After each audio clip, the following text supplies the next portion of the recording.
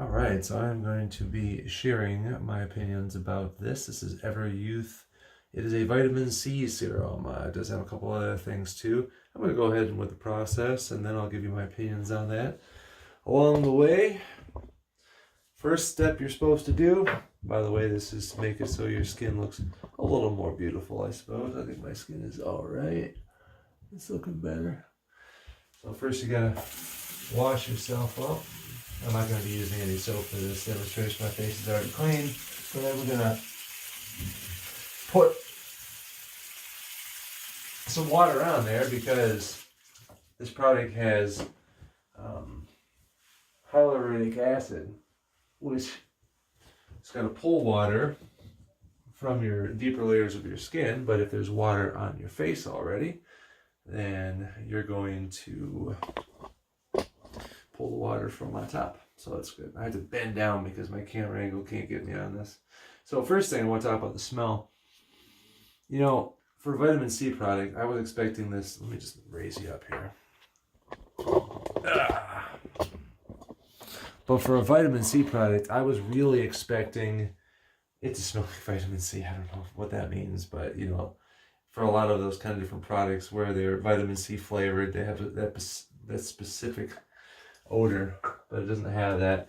Now, I know people just plop this on their face, but I like to glob it on my finger. And it's just a couple drops, but when you actually look at it, it's this kind of jelly-like material, and it spreads way more than you'd expect it to. So like one little glob, that got my whole side of my face. And you know, when I'm using something like jojoba oil or something, it takes a lot more. So the vitamin C is going to be helping with collagen, your body's natural collagen production. And then, like I said, it has hyaluronic acid in there. And what that's going to do is it's going to give you a, people always say a temporary plumping effect, but, you know, I guess it has some long-term positive effects as well. I just know that it's going to make your skin a little bit more smooth. But here's the thing.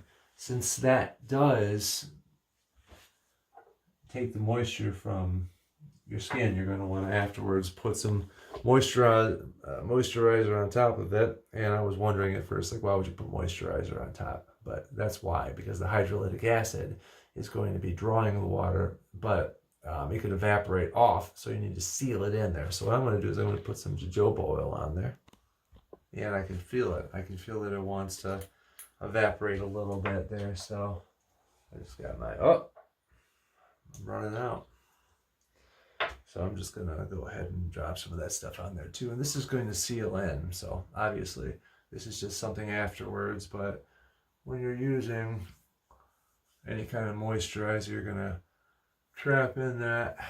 I know my skin's looking all shiny and stuff, but you know, I've been using this for just a couple of days. I know that you're not supposed to get a whole lot of, you know, expected results for maybe like months and months of use, because it's going to slowly help you. The vitamin C is going to help you with your collagen production and the, what is it, niacinamide? How do you, what is that?